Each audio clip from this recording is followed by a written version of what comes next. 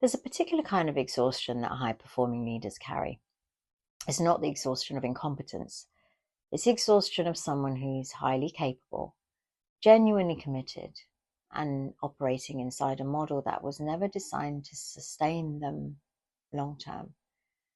If you're a founder or a senior leader, the chances are you have felt it.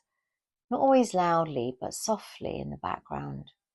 It comes up like a gap between what you came here to build and how the day actually unfolds. Between who you are as a leader and what the system keeps asking you to be. Now, this is not only a personal challenge, it's also a structural one. The leadership frameworks that most of us were trained in, implicitly or explicitly, were built for a specific purpose: to extract the maximum output from systems of people and resources as efficiently as possible. Now, this is not a judgment. For much of the 20th century, it was a rational response to the conditions of the time. Growth was the primary metric, and urgency was the operating mode. The leader was the center, the one who held the answers, set the direction, and kept everything moving. And these models produced results, but they also produced something else. Organizations that consume more than they regenerate, that treat busyness as identity, mistake a value statement and purpose, and perform well-being rather than embody it. These are models built for linear growth in much simpler environments. And our environments are now different. They're complex and volatile. The model has not kept pace. And leaders, particularly founders and CEOs, are absorbing this cost. So the 3 signs that you're inside an extractive system. Now, you may not use this language, but you may recognize the underlying signals. So sign 1 is disconnected decision making. So decisions are governed by a single organizing principle: profit, shareholder value, or a narrowly defined version of purpose. The system optimizes relentlessly for this center. And what gets lost is the time and space to consider the wider effects of decisions on people, on cultures, on the health of the organization over time. Now, this cost rarely shows up immediately. It accumulates slowly. And by the time it becomes visible in turnover, in disengagement, in the gradual erosion of trust, it's been paid many times over. Sign 2 is where well-being is performed, not embodied. So the language of care exists in your organization. Perhaps you have flexible working, perhaps there's mental health days, a mission statement that speaks to values, people, purpose. But if you're honest, there's a gap that's felt between what is experienced and what's felt. Well-being becomes a HR or communication exercise. And if you're honest, it's not felt by people at every level within your organization. Sign 3 is where complex problems receive simple answers. Now, this is perhaps the most costly sign. It's also the least visible. When urgency becomes structural rather than situational, the time and space required to understand the full complexity of a problem before responding to it disappears. Unless the problem directly serves the center the organization is optimizing for, it usually does not receive the due care and attention it requires.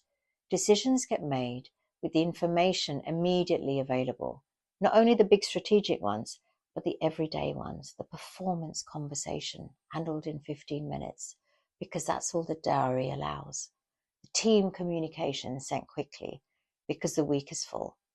The conflict between 2 people managed to a surface resolution, because there is no space to understand what is actually driving it. Now, each one touches people, relationships, culture, and trust. And each one sends a signal through the system about what's valued and what's not.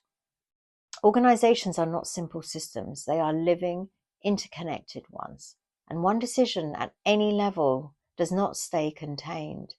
When the complexity is not honored, when the answer is sized for the time available rather than the problem at hand, the consequences move through the entire system long after the moment has passed. in ways that are often invisible until they're not.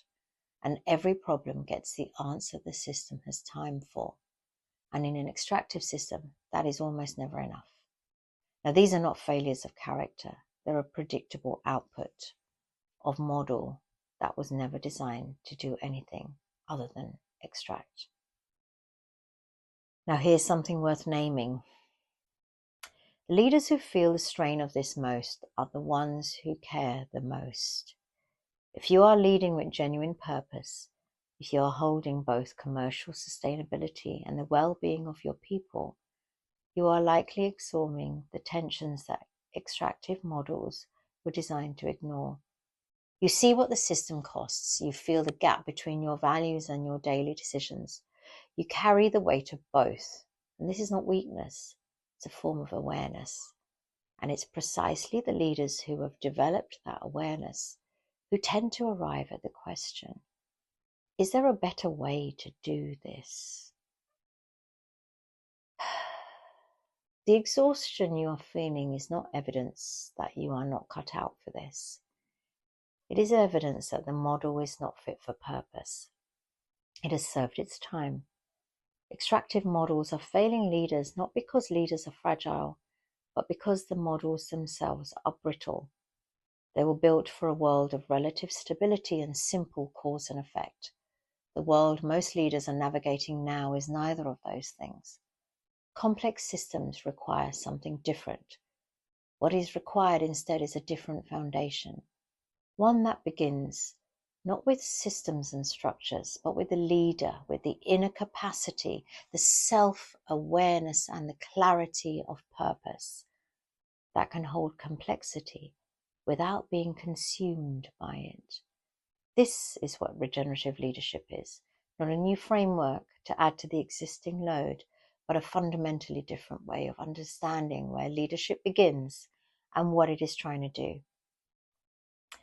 There's a lot more to say about what regenerative leadership actually looks like in practice, and that is the work, and is what this series of videos and articles is here to explore. But before any of that, the first question to simplify this is, do you recognize yourself in what has been described here? If you do, you're not alone, and that recognition is often where the real work begins. What is your organization's relationship with extraction?